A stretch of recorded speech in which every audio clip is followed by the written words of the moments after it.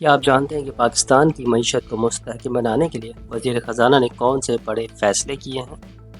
تنخواہ دار طبقے پر ٹیکس کا بوجھ کم کرنے سے لے کر ٹیکس چوری روکنے تک یہ وہ اہم اقدامات ہیں جو ملک کی معاشی صورتحال کو بدل سکتے ہیں۔ کیا آج کی ویڈیو میں جانتے ہیں کہ وزیر خزانہ محمد اورنگزیب نے کیا اہم باتیں کی ہیں؟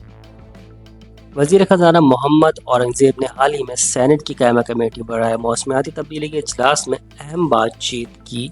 انہوں نے کہا کہ پاکستان ایک ملک کے طور پر اپنی ساکھ کھو چکا ہے اور اب ہمیں اپنے موجودہ وسائل کو بہتر طریقے سے استعمال کرنا ہوگا۔ ان کا کہنا تھا کہ صرف تنخواہ دار طبقے پر ٹیکس کا بوجھ ڈالنا مسئلے کا حل نہیں ہے۔ وزیر خزانہ نے واضح کیا کہ ٹیکس پالیسی کو اب FBR سے الگ کر دیا گیا ہے اور اب وزارت خزانہ براہ راست ٹیکس پالیسی پر نظر رکھے گی، جبکہ FBR کا کام صرف ٹیکس وصولی کرنا ہے۔ انہوں نے زور دے کر کہا کہ تنخواہ دار طبقے کے علاوہ دیگر شعبوں جیسے زراعت اور ریٹیل کو بھی ٹیکس نظام میں حصہ ڈالنا ہوگا۔ وزیر خزانہ کے مطابق زرعی شعبہ معیشت میں بڑا کردار ادا کرتا ہے، لیکن ٹیکس میں اس کا حصہ نہ ہونے کے برابر ہے۔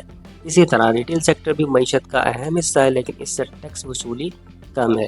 انہوں نے ٹیکس چوری کے خلاف سخت اقدامات کا اعلان کیا اور کہا کہ جعلی انوائسز اور سیلز ٹیکس کی چوری اب برداشت نہیں کی جائے گی۔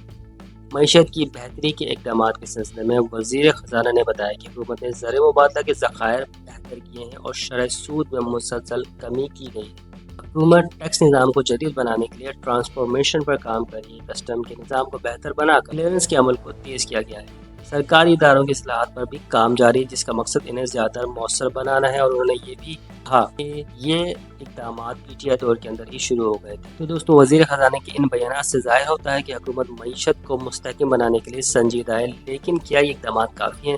آپ کے خیال میں معیشت کو بہتر بنانے کے لیے اور کیا اقدامات کیے جانے چاہیے؟ کمنٹس میں اپنی رائے ضرور شیئر کریں، اور اگر آپ کو یہ ویڈیو پسند آئی ہو تو لائک کریں، چینل کو سبسکرائب کریں اور بیل آئیکن کو دبانا مت بھولیے گا تاکہ آئندہ ویڈیو سے فوری طور پر آگاہ ہو سکیں۔